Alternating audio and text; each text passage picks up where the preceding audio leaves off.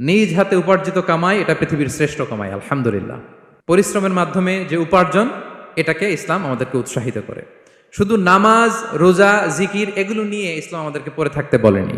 Quranic order হচ্ছে আপনার নামাজ শেষ, আপনি বেরিয়ে পড়বেন, কাজে বেরিয়ে যাবেন। ফাইদা কুদিয়াতিস সালাতু ফান্তাশিরু ফিল আরদি ওয়াবতাগু মিন ফাদলিল্লাহ। বিধানটা কার বলুন? আওয়াজ করে বলুন, বিধানটা কার?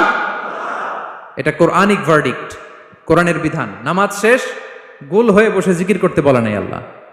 আল্লাহ বলেছে ফান্তাশিরু ফিল আরদ ওয়াবতাগু মিন ফাদলিল্লাহ, জমিনে ছড়িয়ে পড়ো, আল্লাহ রিজিক তালাশ করো। নামাজ শেষ বেরিয়ে যাবেন, কৃষক চলে যাবে মাঠে,